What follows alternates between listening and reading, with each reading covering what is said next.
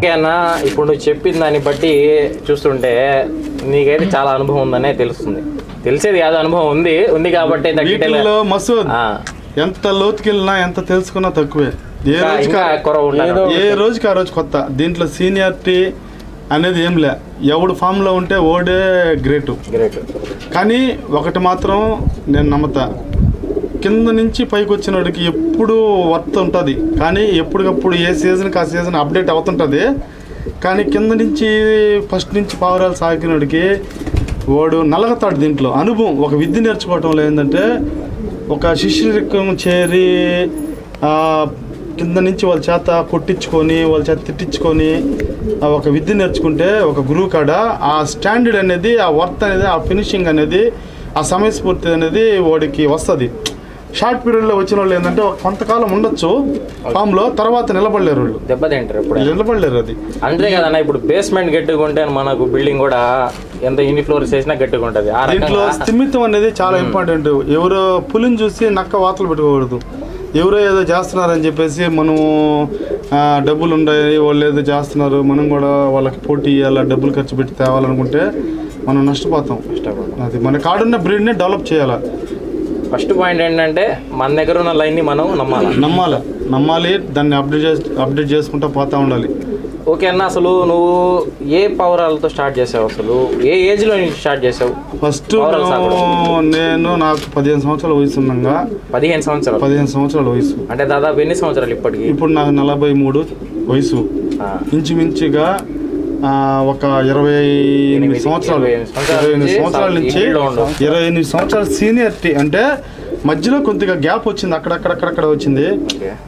కానీ పావురాలు మాత్రం ఎప్పుడు ఇంట్లో ఉన్నాయి. ఒక 3-4 జతలైనా ఇంట్లో ఉన్నాయి. ఒక 3-4 జతలు సాకటం అనేది పెద్ద విషయం కాదు. ఎంత ఒక 20 నిమిషాలు మామూలు గింజలు వేసేసి నీళ్ళు వేసేసి పెట్టేసి వచ్చు, బూట్లైనా గింజలు నీళ్ళు పెట్టేయచ్చు. కానీ పావురాలు లేకుండా మాత్రం లేవు. ఒక 5 జతలు ఎప్పుడు ఇంట్లో పావురాలు ఉండేది. ఓమర్లు అనేవి మన కాడ ఫస్ట్ నుంచి లేవు. ఫస్ట్ సాదాలు, ఎగిరే పావురాలు, హై ఫ్లైయర్స్. ఫస్ట్ నుంచి సాదాలంటే ప్రాణం. అది అంతేలే. రీసెంట్ గా కూడా సాదాలకి డిమాండ్ చాలా ఎక్కువ ఉంది. 12-13 సంవత్సరాల నుంచి మసూద్ ఈ ఓమర్స్ పందెం అనేది బాగా డెవలప్ అయింది. చెన్నైలో ఓమర్ పందెం స్టార్ట్ అయింది. మనకు ఓమర్ ఒక బ్రీడ్ అనేది మనకు దొరికింది. ఓమర్ అనేది తెలిసిందంటే ఒక చెన్నై వల్లే. మనకైతే ఓమరు లేదు, చెన్నై వల్లే మనకు ఓమరు బ్రీడ్ అనేది బాగా డెవలప్ అయింది. మనకి సాదాలు ఎక్కడ డెవలప్ అయినాయి? ఆ రకంగా సాదాలు ఒక్కొక్క ప్రాంతంలో ఒక్కొక్క రకం సాదాలు. మద్రాస్ సాదాలు, తెల్లముక్కు సాదాలు, సురమయ్యలు, సబ్జాలు, అబ్లక్లు, చప్రష్లు, మద్రాస్.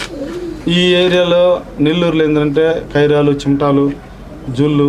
ఇప్పుడు అటుపక్క నర్సరాపేట, చిలకలూరుపేట, విజయవాడ, పెడను, ఇటు పక్క అంతా ఏంటంటే అటు సైడ్ అంతా వచ్చేసి జూళ్ళు, చిమటాలు.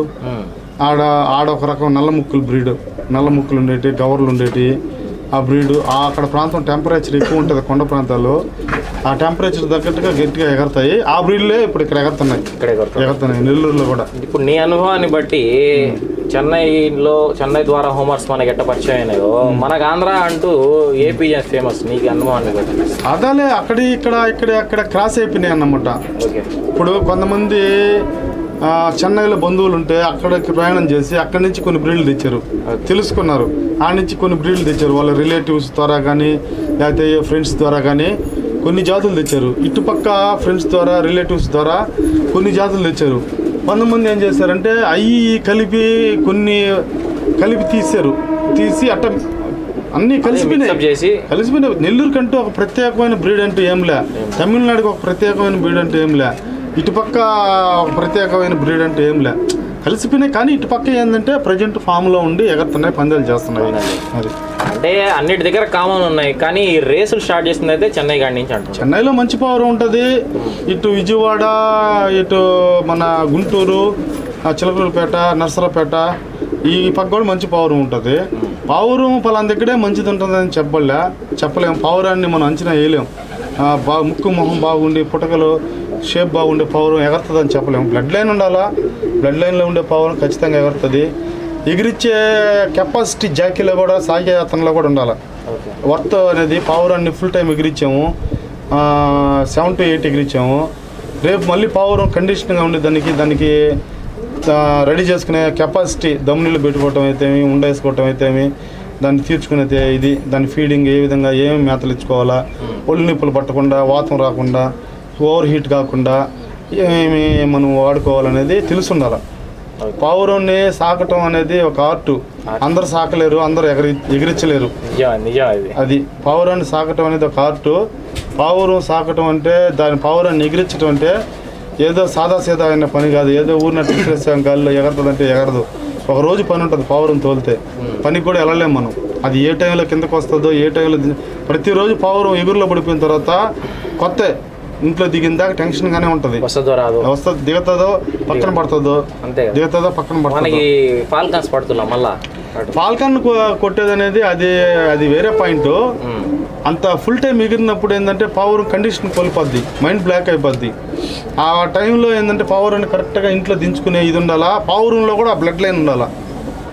అంత కష్ట పరిస్థితుల్లో కూడా ఇంట్లోనే దిగాల అనే ఒక పౌరాన్ని మనం సెలెక్ట్ చేసుకోవాలి. ఆ బ్రీడ్ మనకు ఉండాలి. అలాంటి బ్రీడ్ ఉంటేనే మనం పందాల్లో నిమ్మరంగా ఉండొచ్చు. పావురం 5 గంటలు ఎగిరినా, మినిమం 5 గంటలు ఎగిరినా నిమ్మలంగా పావురం ఇంట్లో దిగే ఇది ఉండాలి. 8 గంటలు ఎగిరినా, 10 గంటలు ఎగిరినా పక్కన పడకుండా ఇంట్లో దిగే ఇది ఉంటే ఏ రోజైనా పందెం నీ చేతిలో ఉంటుంది. మన దగ్గర హైయెస్ట్ ఎన్ని అవర్స్ ఎగిరింది? 8 hours ఎగిరేం వస్తుంది మన దగ్గర. 5 hours కాడ నుంచి మనం ఫస్ట్ ఉడాలలో ఏంటంటే 5 hours ఎగురుతాయి. అక్కడి నుంచి మనం పౌరాన్ని లైన్ చేసుకుంటా పోతా ఉంటే టైమింగ్ పెంచుతా పోతే 8 hours దాకా ఎగిరి ఉండదు. ఎంత టైమింగ్ చేస్తే అది కరెక్ట్గా రేస్ చేయగలదు? మినిమమ్ ఉదయము 7:30-8 ప్రాంతం నుంచి సాయంత్రం 3-3:30 దాకా ఎగరగలిగిన పౌరాన్ని పందెంలో పెట్టుకోవాలి. ఆ తర్వాత అది 2 గంటలు పెంచి ఎగరొచ్చు, సాయంత్రం 6 దాకా ఎగరొచ్చు. కానీ సాయంత్రం 6 గంటల పావురం దిగేటట్లునే ఉండాల. పావురం దానికి మించిన ఎగురుండే పావురాన్ని మనం జాగ్రత్తగా లైన్ చేసుకుని పందెం 6 గంటల లోపల మనకు ముగించబడుతుంది. కాబట్టి ఆ టెన్షన్ లేకుండా 6 గంటలకల్లా పావురం దిగే పావురాన్ని మనం పందెంలో పెట్టుకోవాలి. అట్లయితే మనం గెలిచే ఛాన్సెస్ ఏంటంటే పొద్దులస్తే ఎగిరి పావురం టైం అయిపోయిన తర్వాత ఎగిరి కూడా మనకు ఏ ప్లేస్ రాదు కదా. అది లెక్కలోకి రాదు. 6:30 దాకా మనకు పందెంలో ఉండే టైము. ఇప్పుడు 6:30కి ఫలానా పౌరం దిగద్ది, మంది ఇంకా ఎగరతానే ఉంటుంది. అది క్యాన్సిల్ చేయబడుతుంది పందెం నుంచి. దానికి ఏ రిజల్ట్ ఉండదు, ఏ ప్లేస్ ఉంటుంది. దిగిన దానికే ఇచ్చేస్తారు. అంతే, దిగిన దానికే ఇస్తారు. 6:30 లాస్ట్ టైం. 8 to 6:30 పందెం టైం. ఆ లోపల దిగే పౌరాన్నే మనం పందెంలో పెట్టుకోవాలా. ఓవర్ ఎగురున్న దాన్ని తగ్గించుకుంటూ రావాలా. ఓవర్ ఎగురుంది, అది 7 to 7 ఎగరుతుంది, దాన్ని 7 to 5కే చేసుకునే తట్టులో మనం పెట్టుకోవాలా. దాన్ని పరికటాలు వేసి దించుకొని ఆ టయాన్ని అలవాటు చేసుకోవాలి మనం. అది అలా. ఇప్పుడు నువ్వు చిన్నప్పుడు అదే 28 years అప్పటి నుంచి పెంచుతున్నాను కదా, అప్పట్లో ఈ క్లబ్లు ఉన్నాయా? నాకు తెలిసి క్లబ్ అనేది నాకు 15 సంవత్సరాల నుంచి తెలుసు. ఒక 2-3 ఏళ్ళు మెడ్రాస్లో క్లబ్బులు ఉంటాయి, పందాలు వదులుతారు అనేది తెలుసు. ఒక 13 సంవత్సరాలు అంటే 2014 స్టార్టింగ్ నుంచి నేను క్లబ్లో జాయిన్ అయ్యా. జాయిన్ అయినా ఎన్ని సంవత్సరాలు నువ్వు సెక్రటరీ అయినావు? అసలు ఎట్లా అయినావు? 2 సంవత్సరాలు NHPFAలో మేము రేస్ చేసాము. దానికి ప్రెసిడెంట్ రాజా, వి రాజా అని అతను ప్రెసిడెంట్. అతను క్లబ్లో చేసాము. తర్వాత మళ్ళీ ఇంకొక క్లబ్ కూడా పెట్టుకుంటే బాగుంటుంది అని తర్వాత మేము ఒక క్లబ్ AHFA అంటే రామకృష్ణ అన్న, నేను, కొంతమంది కుర్రాళ్ళు, విజయ్, సూర్యన్న, అనుదీపు, ఇట్లాగా ప్రసాద్ అన్న, భాస్కర్ అన్న, ఉమరు, ఇట్లాగా కొంతమంది ఉన్నారు అన్నమాట. కలిసి నక్కు, శ్రావణు, వీళ్ళందరూ మా ఫ్రెండ్స్ కలిపి మేము షమ్మి, అబ్రార్ బాయ్ అని వీళ్ళందరూ ఉన్నాం. మేమందరం కలిపి ఒక క్లబ్గా చేసుకొని ఆ క్లబ్లో ఒక 5 సంవత్సరాల నుంచి వదులుతున్నాం. ఇప్పుడు కూడా కంటిన్యూ అవుతా ఉంది క్లబ్. స్టార్ట్ చేసినప్పటి నుంచి మీరు సెక్రటరీనా? క్లబ్ మెంబర్సే మమ్మల్ని ఎన్నుకున్నారు. ప్రెసిడెంట్గా మేము రామకృష్ణ ఎన్నుకున్నాము. తర్వాత సెక్రటరీగా మేము వాళ్ళే ఎన్నుకున్నారు. అదే కొనసాగబడతా ఉంది.